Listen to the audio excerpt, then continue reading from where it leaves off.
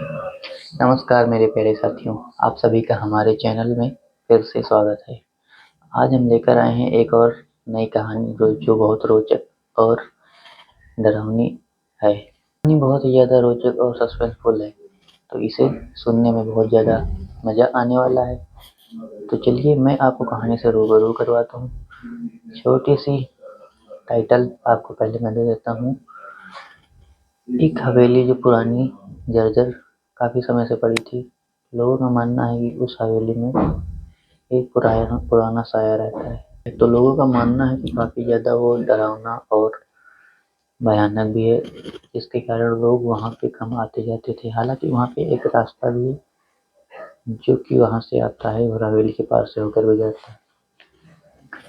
एक ऐसा लड़का जो उसके दिमाग में एक बात आती है कि क्यों ना इस हवेली का रहस्य सुलझाया जाए।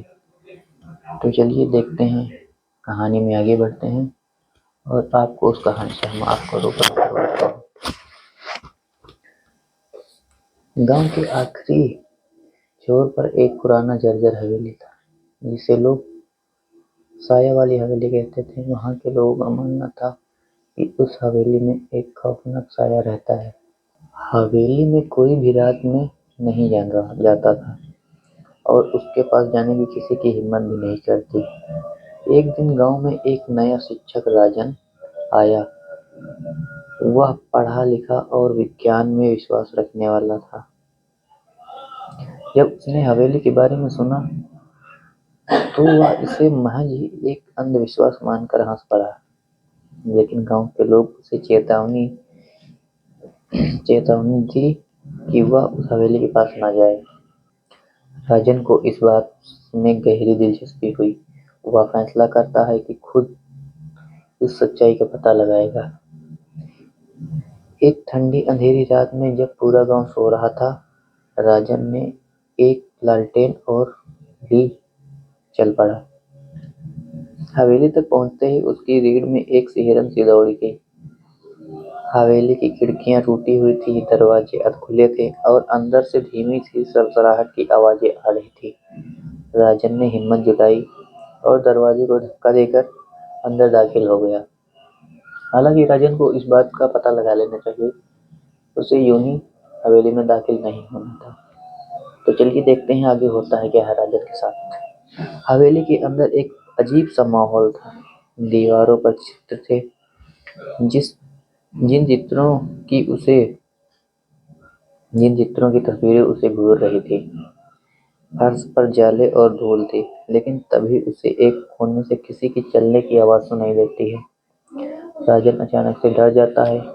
वह अपने आप से पूछता है, कौन है? कोई जवाब नहीं आता है, लेकिन आवाजें और तेज हो जाती है। राजन की धड़कनें बढ़ने लगती हैं। धीरे धीरे उसका हौसला भी कम होता है।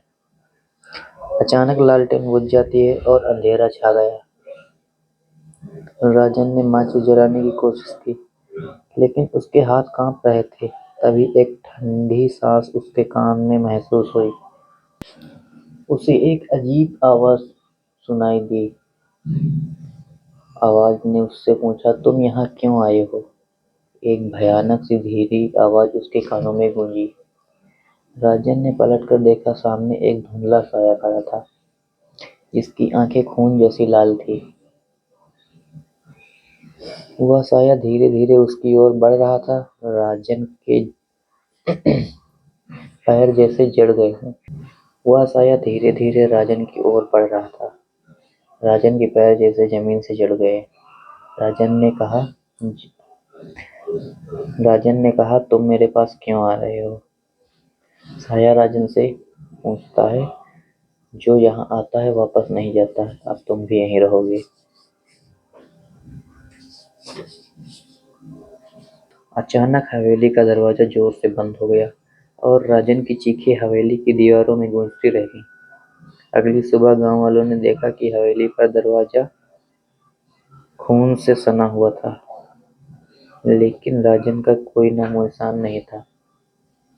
उस दिन के बाद कोई भी उस हवेली की ओर देखने की हिम्मत नहीं करता और ना ही कोई उसके पास जाता। और साया वाली हवेली की कहानी गांव के बच्चों को डराने के लिए सुनाई जाती। लेकिन सच्चाई यह थी कि साया अब अकेला नहीं था, उसके पास राजन का साथ था। तो दोस्तों, आपको ये स्टोरी कैसी लगी? अगर आपको स्टोरी अच्छी लगी है तो वीडियो को लाइक कर दीजिए और चैनल को सब्सक्राइब करना ना भूलें। मिलते हैं आपको नेक्स्ट वीडियो में, तब तक के लिए बाय बाय।